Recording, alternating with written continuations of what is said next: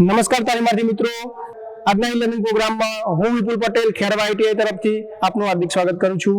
આજના આપણા પ્રેક્ટિકલમાં એક્ઝોસ્ટ સિસ્ટમના ભાગોના માઉન્ટિંગ ડેમેજ તથા આઉટ ઓફ પોઝિશન તથા લૂઝ કનેક્શન અને લીકેજિંગ ચેક કરવા અને જરૂર જણાય તો તેને રિપેર કરવા।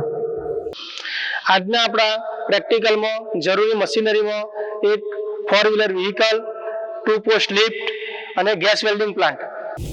જરૂરી સાધન સામગ્રીમાં socket spanner set, trainee tool kit, માથાની સુરક્ષા માટે હેલ્મેટ અને હાથની સુરક્ષા માટે ગ્લવ્સ, ટોર્ક રેન્ચ વગેરે જરૂરી છે। તાલીમાર્થી મિત્રો, ઘણીવાર એન્જિનને લાંબા ગાળે સુધી ચાલવાથી એક્ઝોસ્ટ મેનિફોલ્ડમાં ઘણીવાર પ્રોબ્લેમ આવતા હોય છે। ઘણીવાર માઉન્ટિંગમાંથી લૂઝ થતા હોય છે, લીકેજ થતું હોય છે, ડેમેજ થતું હોય છે। એના કારણે આપણે એનું સર્વિસિંગ કરવું પડતું હોય છે। તો આજે આપણે જોઈશું કે એક્ઝોસ્ટ મેનિફોલ્ડનું સર્વિસિંગ વિશે શીખીશું। તો આપણે સૌપ્રથમ વ્હીકલને લિફ્ટ ઉપર એનું યોગ્ય પોઝિશનમાં ઊભું કરવું પડશે। ત્યારબાદ તેનું બોયનેટ ખોલીને એનું એર ક્લીનરને દૂર કરવું પડશે।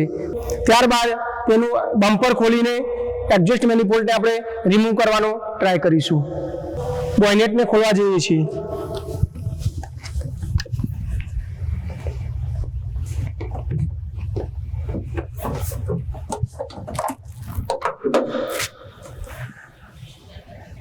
હવે આપણે એનું એર ક્લીનરને દૂર કરીશું। ત્યારબાદ આપણે બમ્પર ખોલીને રિમૂવ કરીશું। તો તાલીમાર્થી મિત્રો, આપણે એર ક્લીનર એસેમ્બલીને ખોલી દીધી અને બમ્પરને પણ દૂર કરી દીધું। હવે ત્યારબાદ એક્ઝોસ્ટ મેનિફોલ્ડને લાગતા ઓક્સિજન સેન્સરને આપણે કપલરમાંથી ખોલી દઈશું।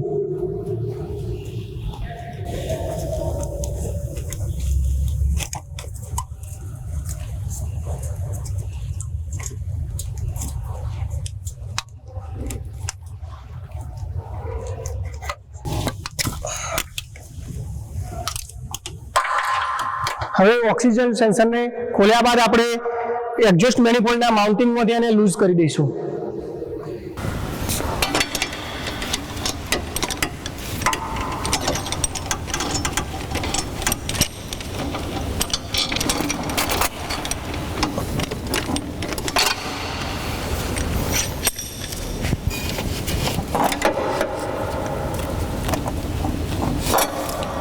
તો વિદ્યાર્થી મિત્રો, આપણે એક્ઝોસ્ટ મેનિફોલ્ડને માઉન્ટિંગમાંથી લૂઝ કરી દીધો છે।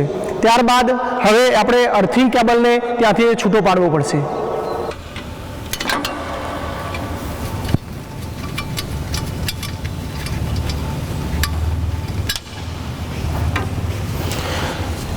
હવે અર્થિંગ કેબલને ખોલ્યા બાદ આપણે એક્ઝોસ્ટ મેનિફોલ્ડ દૂર કરી દેવાનું છે।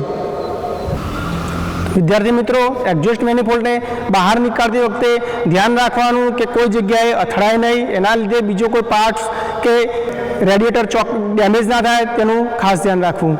તો હવે આપણે લિફ્ટ અપ કરીશું।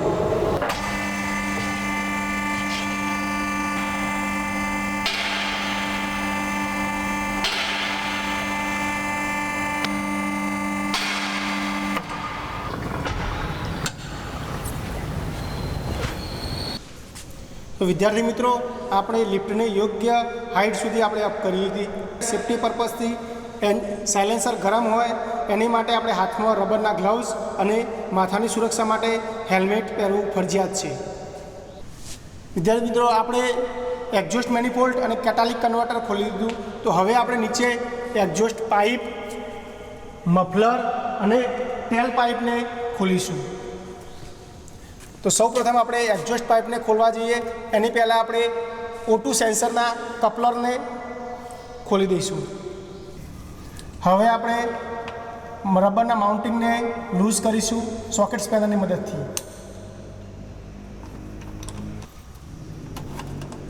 રબરના માઉન્ટિંગ લૂઝ થયા બાદ આપણે પાછળના એક્ઝોસ્ટ મેનિફોલ્ડ પાઇપના બીજા બે બોલ્ટને આપણે લૂઝ કરી દઈશું। એક્ઝોસ્ટ પાઇપના બોલ્ટ લૂઝ થઈ ગયા છે। હવે આપણે એને નીકાળી દઈશું।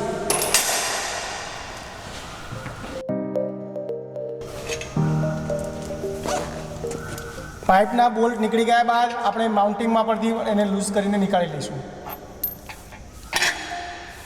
હવે ધીરે ધીરે સાયલેન્સર નીકાળીને બહાર લઈ લેવું.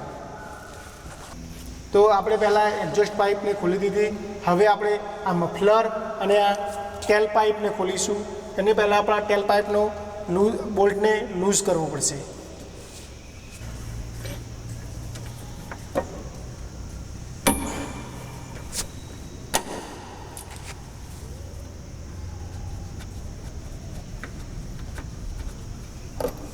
બોલ્ટને નીકાળ્યા બાદ આપણે એને માઉન્ટિંગમાંથી લૂઝ થઈ ગયો. હવે આપણે આ બીજા માઉન્ટિંગમાંથી પણ આપણે એને લૂઝ કરવાનું છે.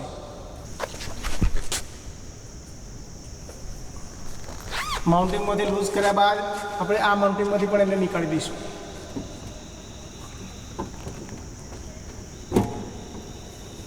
તો વિદ્યાર્થી મિત્રો, આપણે મફલર અને ટેલ પાઇપને દૂર કરી દીધી. હવે તેને ટેબલ ઉપર મૂકીને તેનું નિરીક્ષણ કરીશું. તો સૌપ્રથમ આપણે નિરીક્ષણ કરીશું એડજસ્ટ મેનિફોલ્ડ અને કેટાલિક કન્વર્ટરનું. તો એની સરફેસ આપણે ચેક કરીશું કે કોઈ જગ્યાએ ડેમેજ તો નથી ને. ત્યારબાદ તેની ઓરિંગ ચેક કરીશું. જો ડેમેજ હોય તો તેને રિપેર કરવી જોઈએ. ત્યારબાદ આપણે O2 સેન્સર, ઓક્સિજન સેન્સર, જેનું વાયરિંગ ચેક કરી લઈશું. કોઈ ડેમેજ કે તૂટેલું હોય અથવા ખરાબ થયું હોય તો તેને આપણે રિપેર કરવું પડશે. હવે આપણે એડજસ્ટ મેનિફોલ્ડ અને કેટાલિક કન્વર્ટરને બધી બાજુથી ચેક કરી લઈશું.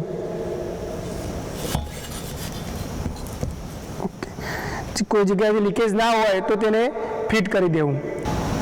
કેટાલિક કન્વર્ટરને વિઝ્યુઅલી ચેક કર્યા બાદ હવે આપણે એક્ઝોસ્ટ પાઇપને પણ વિઝ્યુઅલી ચેક કરીશું. તે જ રીતે હવે આપણે એનું ઓક્સિજન સેન્સરને, એનું વાયરિંગને ચેક કરી લઈશું. કોઈ જગ્યાએથી કોઈ કટ કે ડેમેજ નથી. ત્યારબાદ તેનું રબરનું માઉન્ટિંગ પણ જોઈશું. રબર તૂટી ગયું હોય તો રબરનું માઉન્ટિંગ ચેન્જ કરી લેવું પડશે. બધી જ બાજુથી ચેક કર્યા બાદ યોગ્ય જણાય તો ફરીથી ફિટ કરી દેવું, અને જો યોગ્ય ના હોય તો તેને ગેસ વેલ્ડિંગથી વેલ્ડિંગ કરી લેવું. હવે પછી આપણે ટેલ પાઇપ અને મફલરને ચેક કરીશું. તો હવે તાલીમાર્થી મિત્રો, આપણે એક્ઝોસ્ટ પાઇપને ચેક કર્યા બાદ આપણે હવે મફલર અને ટેલ પાઇપને ચેક કરીશું. તે જ રીતે તો સૌપ્રથમ વિઝ્યુઅલી આપણે તેનું માઉન્ટિંગ ચેક કરવા પડશે. રબરના માઉન્ટિંગ, જો રબરનું માઉન્ટિંગ તૂટેલું હોય અથવા ક્રેક પડેલી હોય તો નવું નાખી દેવું. જો યોગ્ય હોય તો તેનો યુઝ ફરીથી કરી શકો છો. અને હવે આપણે મફલરને બધી જ બાજુથી ચેક કરવું પડશે. કોઈ જગ્યાએ જો ક્રેક્સ કે તિરાડ પડેલી હોય તો એના ઉપર યોગ્ય રીતે ગેસ વેલ્ડિંગ કરાવી લેવું જોઈએ.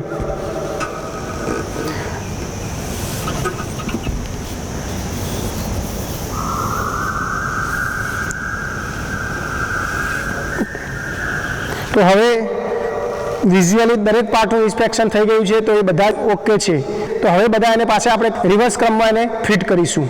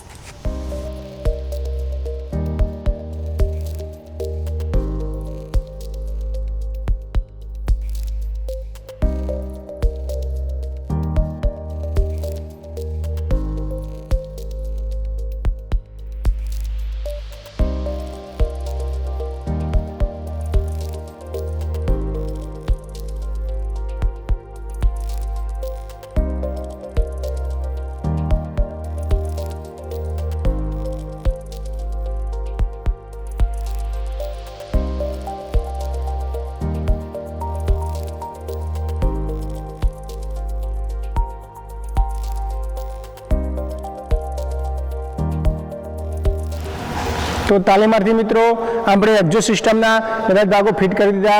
હવે આપણે એનો O2 સેન્સરનું કપલર અને અર્થિંગ કેબલને પણ ફિટ કરી દઈશું. ત્યારબાદ એર ક્લીનર ફિટ કરીને બમ્પર લગાવી દઈશું, અને ત્યારબાદ ગાડી ડાઉન કરીને એકવાર ચાલુ કરીને આપણે એનો ટેસ્ટ કરી લઈશું.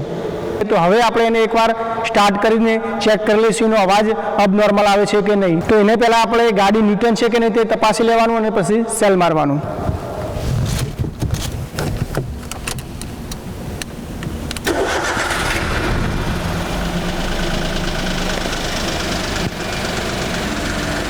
ગાડી સ્ટાર્ટ કરીને થોડીક 2 મિનિટ જેવું એનો અવાજ સાંભળવાનો. જો તમને અવાજ અબનોર્મલ લાગે કમ્પ્લીટ ઓકે તો સમજી લેવાનું કે ઓકે છે ગાડી. જો તમને કોઈ ડાઉટ લાગતું હોય કે પ્રોબ્લેમ હોય તો એને ફરીવાર લિફ્ટ અપ કરીને ફરીવાર એને કોઈ જગ્યાએ લીકેજિંગ છે કે નહીં ચેક કરીને એકવાર ફરીથી કામ કરવું. ત્યારબાદ ગાડીને કી ઓફ કરી દેવી.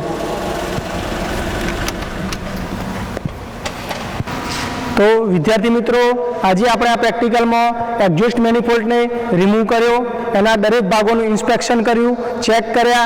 વિઝ્યુઅલ ઇન્સ્પેક્શન કર્યા બાદ આપણે એના માઉન્ટિંગને ચેક કર્યું, એના હૂક ચેક કર્યા, ત્યારબાદ એનું ફિટિંગ કરી. હવે એનો અવાજ પણ ચેક કરી લીધો, એનો અવાજ પણ ઓકે આવ્યો, નોર્મલી કમ્પ્લીટ છે.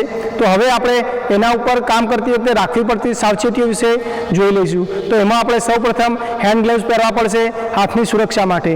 માથાની સુરક્ષા માટે હેલ્મેટ પહેરવું પડશે. અને એ ધ્યાન રાખવાનું કે લિફ્ટ અપ કે ડાઉન થતી હોય ત્યારે નીચે કોઈ અચાનક કોઈ વ્યક્તિ આવી ન જાય તેનું ખાસ ધ્યાન રાખવાનું.